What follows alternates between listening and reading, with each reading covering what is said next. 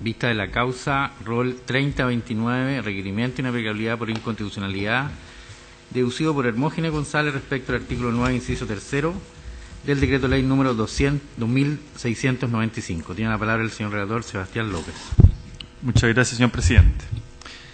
A Fojas 1, con fecha 18 de abril del año en curso, Hermógenes González Alfaro requiere a esta magistratura la inaplicabilidad por inconstitucionalidad del artículo 9, inciso 3 del decreto ley 2695, que fija normas para regularizar la posesión de la pequeña propiedad raíz y para la constitución del dominio sobre ella. La acción se interpone para que produzca efectos en la causa sustanciada en contra del actor ante el Juzgado de Garantía La Serena.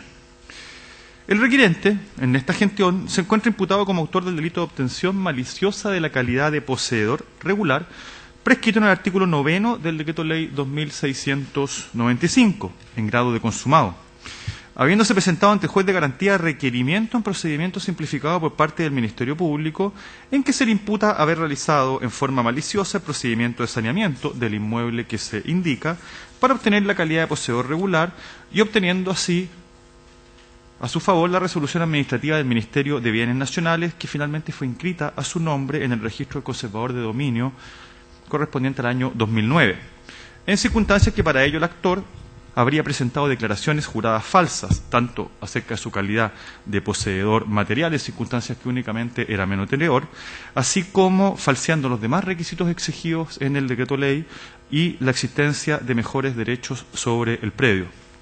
El Ministerio Público, al efecto, solicita la aplicación de la pena de 540 días de presidio, multa de 20 unidades tributarias mensuales y la cancelación de la inscripción de dominio practicada a favor del imputado, ello conforme precisamente al artículo 9, inciso 3 del decreto ley que se cuestiona.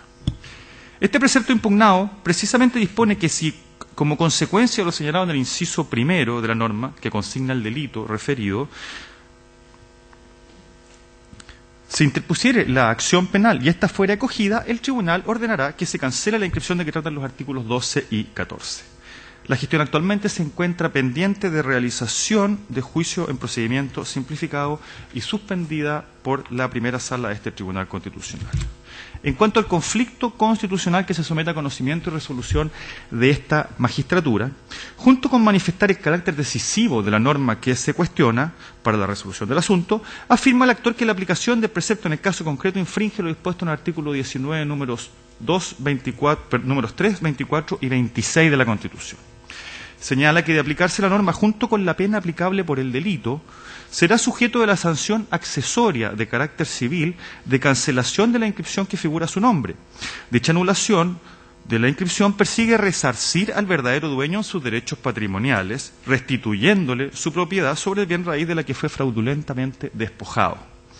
Sin embargo, y para los efectos de este caso particular, se ejerció en paralelo la acción de compensación económica que contempla el mismo decreto ley y que persigue la misma finalidad de restitución al verdadero y legítimo dueño en su patrimonio, esta vez mediante la entrega de una suma de dinero correspondiente al valor del predio. En efecto, en este caso, el mismo querellante, señor Carlos Liberona, accionó antes civilmente en juicio sumario, ventilado ante el Juzgado de Letras de Illapel, demandando la compensación económica al requirente y obteniendo sentencia favorable que fijó la compensación en alrededor de 84 millones de pesos. Y conforme a los antecedentes que obran en autos, la sentencia fue confirmada por la Corte de Apelaciones de La Serena y quedó también así confirmada por la Corte Suprema, que por sentencia de 7 de abril de este año rechazó los recursos de casación en la forma y en el fondo que había deducido el requirente. Anota el actor que en el ejercicio de las acciones civiles por parte del dueño del predio se persigue, como se señaló, resarcir el patrimonio de aquel, existiendo precisamente el efecto de la compensación cuando no se ha ejercido la oposición o otras acciones legales del decreto ley oportunamente. Pero siendo esta compensación incompatible con la posterior cancelación de la inscripción producto del juicio penal, porque ello evidentemente involucraría un doble pago y un enriquecimiento sin causa del demandante frente al requirente de autos, que deberá pagar 2 veces el valor del predio. Primero, pagando el valor comercial y luego restituyendo la propiedad mediante la cancelación de la inscripción en el registro conservatorio pertinente de bienes raíces.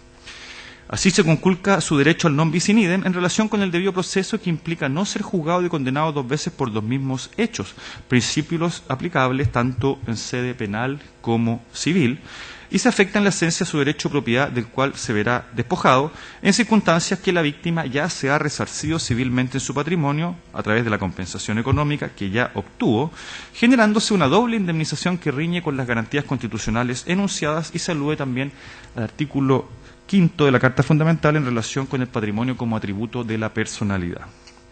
La causa fue admitida a tramitación y declarada admisible por la primera sala de este Tribunal Constitucional. Se confirieron traslados del fondo a los órganos constitucionales interesados y a las demás partes en la gestión, evacuándose dentro de plazo estos traslados con observaciones acerca del fondo del asunto por parte del querellante y por parte del Ministerio Público. En primer lugar, a foja 106, don Carlos Liberona consigna que dedujo la querella criminal en contra del requerente Hermógenes González por el delito de obtención maliciosa de la calidad de poseedor regular, y junto con aludir a los hechos envueltos en el juicio, agrega como antecedente que con anterioridad demandó acción reivindicatoria al actor, quien, no obstante la existencia de dicho proceso, prosiguió intentando la obtención fraudulenta de la propiedad a través del procedimiento de regularización del decreto ley en comento, falseando, como se señaló, la información que se exige por dicho cuerpo normativo para poder regularizar, y ello antes de ejercerse la acción de compensación económica. Luego, solicita que se rechace el requerimiento, atendido que en el mismo no se cumple con la exigencia de exponer claramente la forma en que se genera la infracción constitucional y las garantías constitucionales específicas que se verían conculcadas en la especie conforme invoca. Además, yerra el actor respecto al contenido de la norma que impugna, ya que ésta solo ordena cancelar la inscripción obtenida fraudulentamente, pero no menciona que ello implique la restitución del inmueble al legítimo dueño, siendo esto propio de otro juicio. Y en consecuencia no se configura una doble indemnización. Además, que el actor pretende, en definitiva, defender una propiedad que no ostenta, aprovechándose de su propio dolo, al tiempo que las normas cuestionadas precisamente resguardan el dominio, pero del legítimo dueño. Concluyendo así el querellante que los asuntos planteados son de mera legalidad y deben ser resueltos por el juez que conoce del fondo. Por su parte, a foja 116, el Ministerio Público solicita asimismo el rechazo del requerimiento en todas sus partes. Luego de aludir a los hechos y al requerimiento formulado por el órgano persecutor fiscal en el juicio simplificado pendiente, señala que no se afecta ni la propiedad del requerente ni el ne bis in idem invocado, producto del ejercicio de las dos acciones civiles por separado. En efecto, lo que impugna al actor no es la cancelación de la inscripción, sino la posibilidad de que se ejerzan las acciones civiles y penales en paralelo, entendiendo que la sanción de cancelación de la inscripción que contempla el artículo 9 revestiría el carácter civil, lo cual, señalado, determina la improcedencia del requerimiento, toda vez que la norma que se cuestiona de inaplicabilidad no regula el ejercicio de acciones civiles de que dispone el afectado y que podrían operar en forma paralela. Además, la sanción de cancelación es connatural al delito de obtención maliciosa del cual es acusado el imputado. Es la misma lógica que otros delitos de falsificación que evidentemente contemplan la cancelación o anulación del acto o instrumento declarado falso, aludiéndose en esta parte el precedente de esta magistratura contenido en el rol 3212 y concluyendo que la posibilidad de ejercer diversas acciones que contempla el decreto ley 2695, así como el efecto de que la condena penal incluya la cancelación, no contravienen el derecho a propiedad. Se agrega por el Ministerio Público que no se afecta el debido proceso, puesto que el artículo 9 que se impugna, como se señaló, no contiene dos acciones en paralelo, y en todo caso la alegación del requerente en orden a un doble pago por la vía compensatoria y luego restitutoria es un asunto de legalidad que precisamente puede ser alegado por aquel como defensa en las diferentes etapas procesales y deberá ser ponderado y resuelto por el juez de la instancia.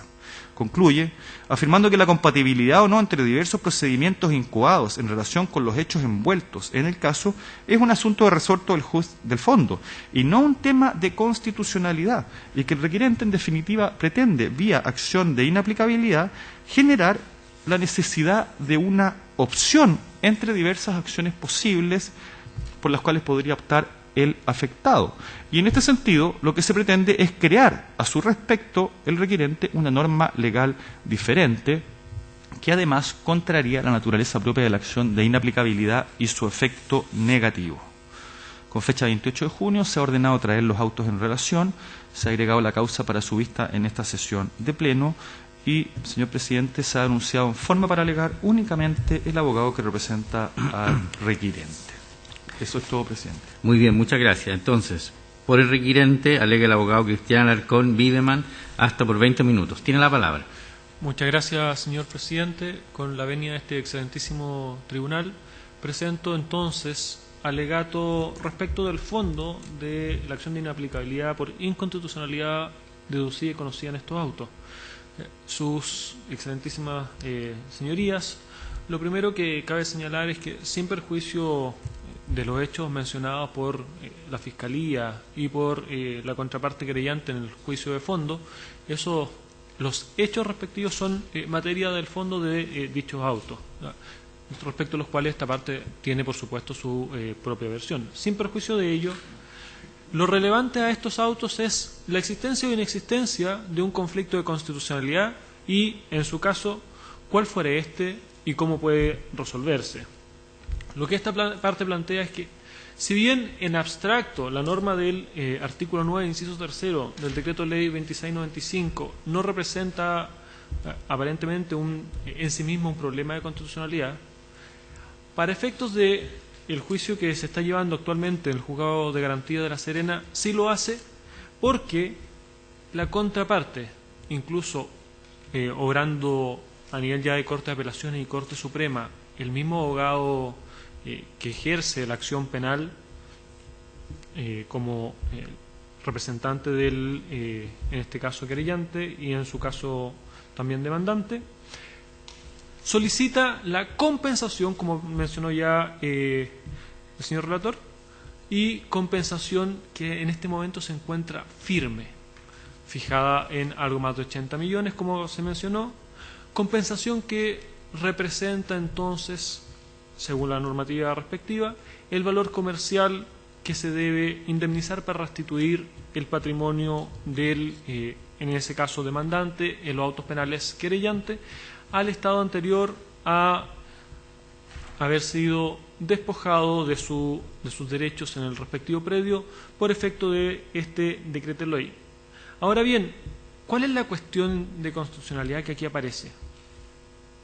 Que teniendo una amplia gama en distintas oportunidades procesales de acciones civiles, acción de oposición, acciones de dominio y finalmente la acción de compensación económica, todas en paralelo a la posible acción penal, fue ejercida una de ellas que vuelve absolutamente irracional, una vez que la misma está firme, la posibilidad de que, sin perjuicio de la existencia o no del delito, se aplique la sanción prevista específicamente en el inciso 3 del Decreto Ley 2695.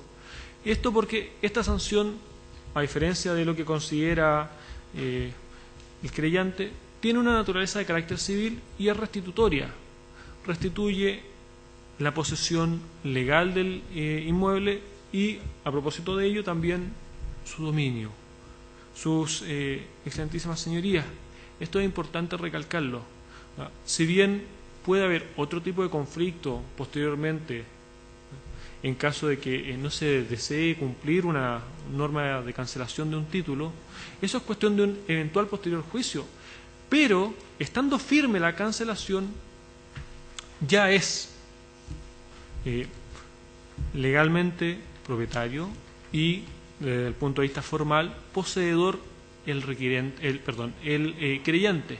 Por lo tanto, despoja de la posesión formal, no material, y de la posesión y de la propiedad a nivel legal a mi representado. Para lo cual, si es que mi representado no entregase en ese momento la propiedad voluntariamente, tendría que ejercer las acciones pertinentes de cualquier dueño no poseedor material.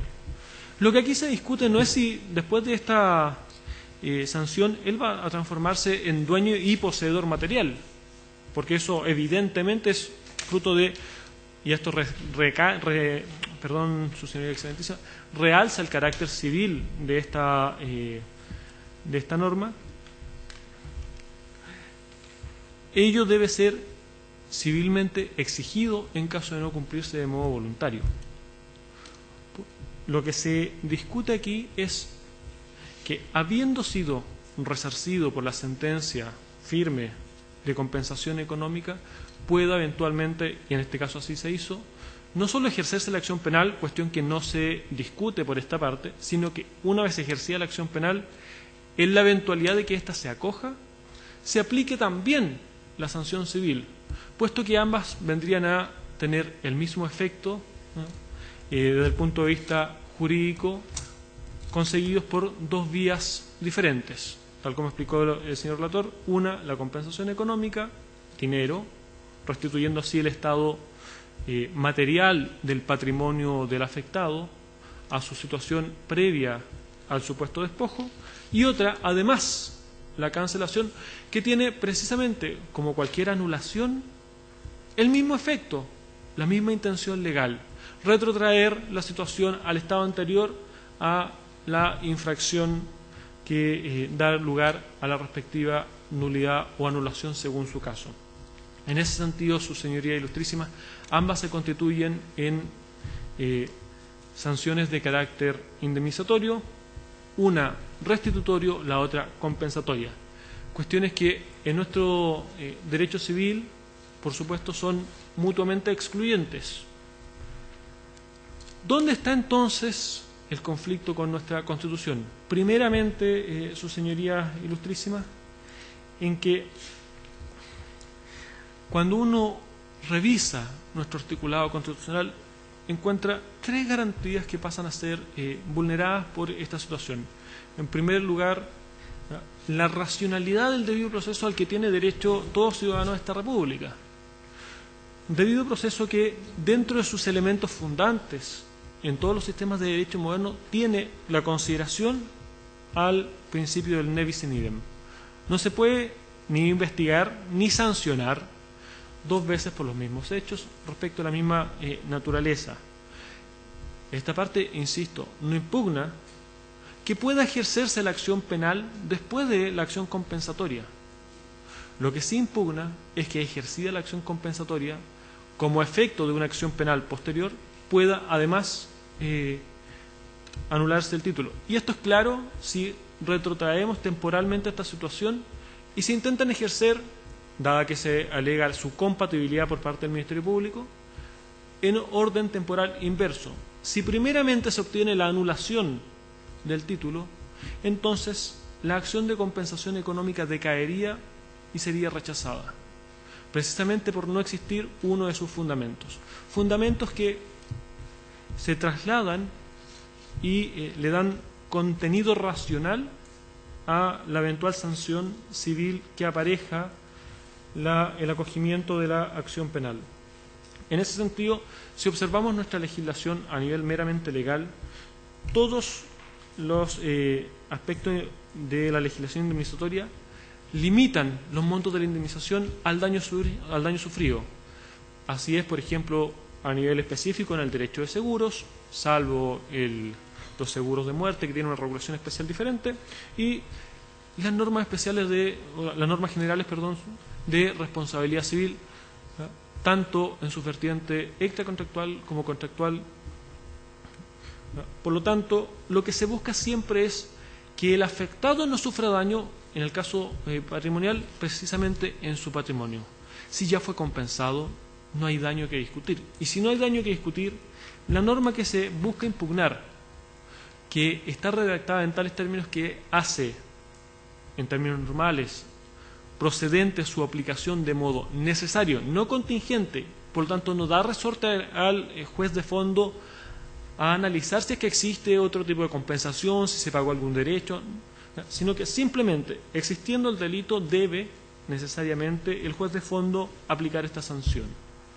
Como no tiene posibilidad de decidir, como no tiene posibilidad alguna de moverse y analizar hechos externos a la simple comisión o no del delito, entonces, a nivel de proceso, las sentencias que se conseguirían serían entre sí incompatibles. Y ese es precisamente, su señoría, el fundamento del principio del ne bis in idem: evitar que haya sentencias que sean entre sí reiterativas, redundantes o incompatibles. Por lo tanto, se torna abiertamente irracional en cualquier concepto que se le dé a la expresión de racionalidad que no está definida en nuestra normativa. Incluso, si analizamos cómo se extiende el principio de indemnización al ámbito penal, ¿ya? Lo vemos primero en la naturaleza de la sanción impugnada, que es de carácter civil, y en segundo lugar encontramos una regla en el artículo 66 del nuevo Código de Procedimiento Penal, que establece que en los casos de delitos de acción privada, si se ejerce primero una acción civil únicamente, no puede ejercerse la acción penal, precisamente para evitar problemas de dobles pagos, porque racionalmente es incoherente. En esos casos, el legislador, a nivel de mera ley, constata la posibilidad de que pueda haber un problema de irracionalidad. En el caso del delito, del delito previsto en el artículo 9 del Decreto Ley 2695, el legislador especial de la época no tuvo a la vista esa posibilidad porque no parece razonable ejercer ambas acciones que tienen la misma finalidad, sin perjuicio de lo cual, lamentablemente, nos encontramos en esa situación hoy en día. Por su parte, además, hay que mencionar que existe un conflicto también con el derecho de propiedad. Como se ha mencionado, la anulación de un título en materia de bienes raíces conlleva entonces dejar sin efecto el dominio real o aparente que existe previamente por parte de quien fue objeto de esta anulación. Ahora bien, existiendo una sentencia firme sobre compensación, lo que ocurre aquí es que dos veces se toca el patrimonio del señor González. Una, para compensar legítimamente, según lo que está prescrito en nuestra norma, el valor económico del bien que él adquiere definitivamente mediante la prescripción especial contemplada en el Decreto Ley 2695, y otra, nuevamente, a propósito de una eventual sentencia condenatoria en el ámbito penal. Tampoco es suficiente apelar a que la sentencia judicial respectiva tendría un efecto simplemente declarativo.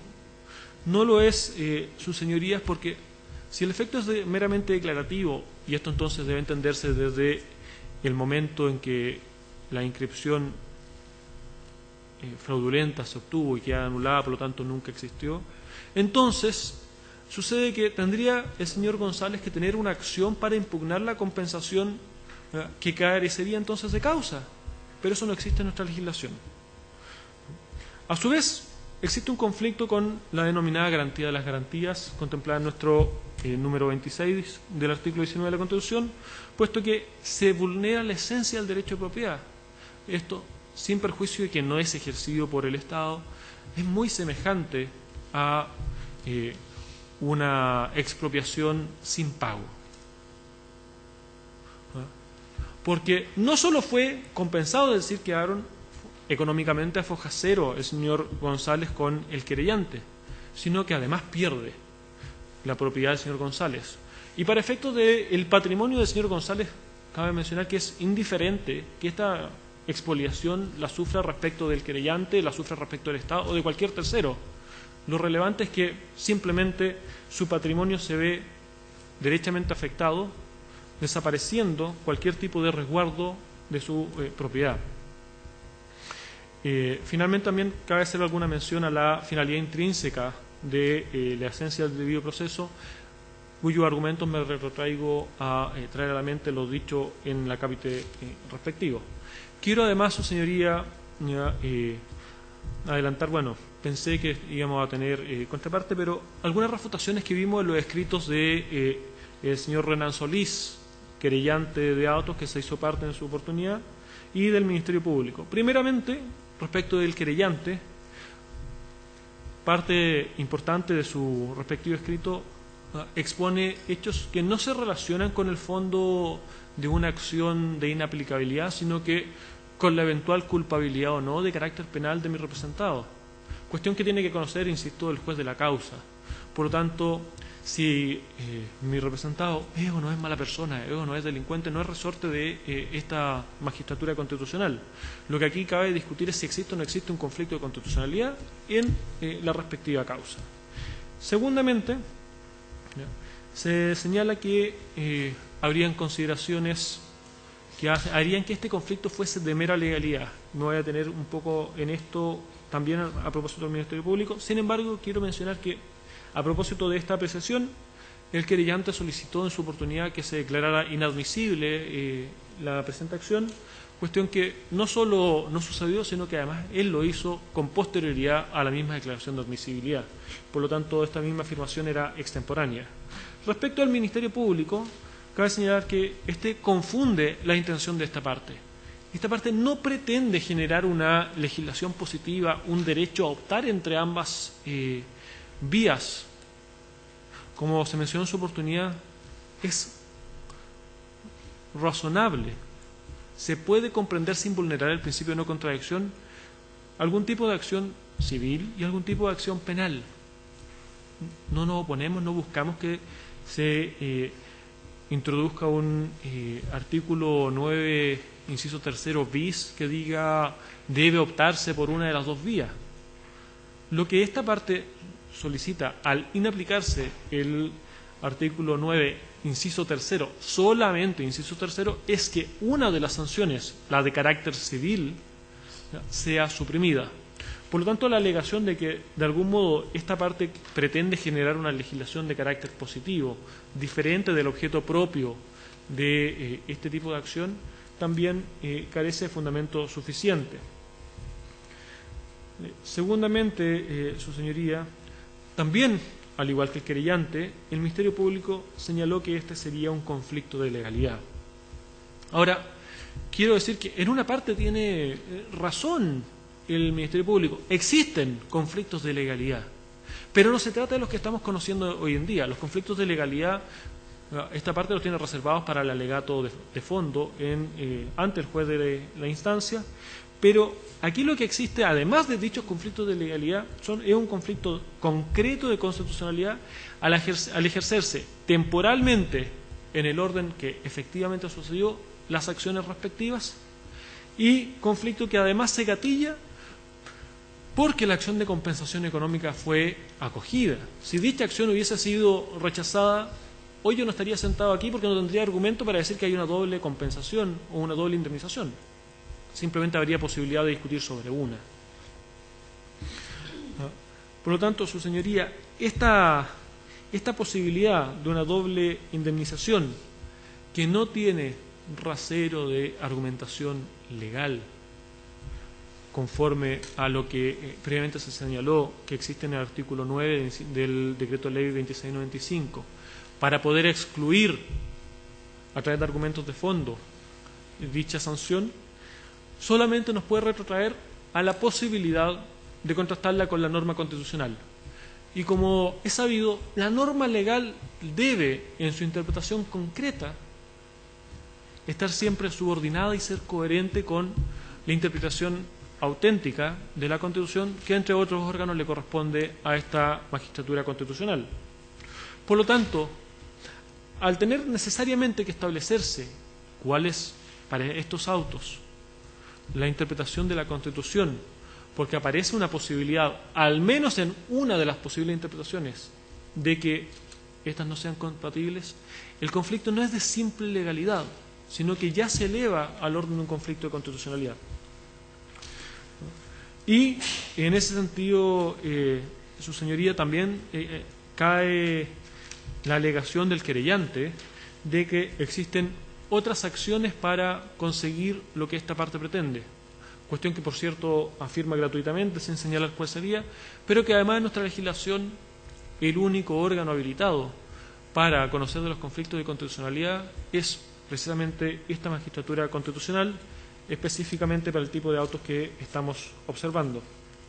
Tanto así es, su señoría, que existe jurisprudencia de este excelentísimo tribunal que señala que la inaplicabilidad de determinados preceptos legales se acoge no respecto del precepto legal completo, sino que incluso solo de alguna de las posibles interpretaciones de esta, en el entendido que dicha interpretación sería inconstitucional, pero que otra interpretación, a la cual en ese tipo de sentencias se hace mención, sería no solo legal, sino que además constitucionalmente aceptable, sin generar entonces dicha interpretación un conflicto de constitucionalidad y por lo tanto ordenando inaplicarse la interpretación de esa norma. Para ir cerrando entonces, su señoría excelentísima, la doble sanción civil, originada concretamente en el ejercicio de una acción civil compensatoria y como sanción civil de la acción penal, es obligatoria de la norma impugnada. Vulnera las garantías constitucionales que ya se mencionaron. Tal aplicación colisiona con la supremacía constitucional, de modo que concretamente niega la supremacía constitucional, dándole incluso más fuerza a un decreto ley. Y dicha negación es controlable mediante este tipo de acción constitucional. Es decisorio en autos porque si no se aplica esta norma, entonces queda fuera de toda posibilidad la cancelación del título. Y por último, da una mención, ya solicito unos 15 segundos más, su señoría, la analogía que se hace a otros delitos de falsificación es impropia, porque en todos estos delitos de otras falsificaciones no existe acción compensatoria. Y es precisamente la acción compensatoria, deducida previamente y acogida, la que, para efectos concretos de estos autos, gatilla el conflicto de constitucionalidad que hoy pido a su señoría resolver en la forma solicitada en el escrito presentado a Fojas 1. Si no hay preguntas, a su señoría excelentísima, es todo cuanto puedo informar. Muy bien. ¿Alguna pregunta? Ministro Romero. Gracias, presidente. Señor abogado, ¿su representado pagó la compensación o no? La compensación se encuentra firme, su señoría. Se ha intentado contactar a la contraparte para efectuar los pagos, pero de momento ellos se niegan. Ahora, se encuentra firme, pueden ejercer no solo la eventual acción ejecutiva, sino que incluso la acción o la solicitud de cumplimiento incidental. Esta parte está efectivamente llana a cumplir y incluso hemos tratado de contactarlos para cumplir de una forma más rápida que lo que la respectiva sentencia consigna, pero sin suerte de su señoría. Y no hay forma de que una incida y niegue la otra. No hay acción legal para ello. Otra pregunta, perdón. En la acción civil en juicio sumario, en virtud de la cual se pidió la compensación, ¿cuál fue la postura de su representado? ¿Negaba el derecho a...? Originalmente, efectivamente, su señoría se pretendió negar el derecho a la compensación económica por antecedentes que se originan en los años 80, cuando existe la primera compra que hace mi representado a la madre del querellante. Esto es motivo de historia judicial antigua en la comuna de Illapel, ¿ya?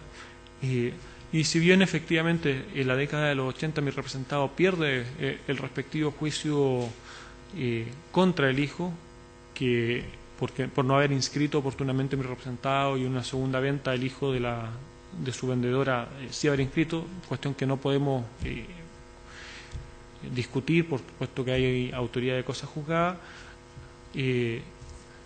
La pretensión de mi representado en dicha acción fue, que se tratase de respetar la compra original, cuestión que fue naturalmente rechazada porque no era el ámbito propio de la defensa, y finalmente se acogió el monto, estableciendo además ciertas deducciones producto de las obras que mi representado además ha efectuado en el mismo inmueble. Eso, aparte del problema simplemente compensatorio, generaría ahí otros elementos respecto al derecho de propiedad que exceden a los ámbitos de esta acción. ¿Alguna otra pregunta? ¿No? Muy bien, concluye entonces la vista de la causa.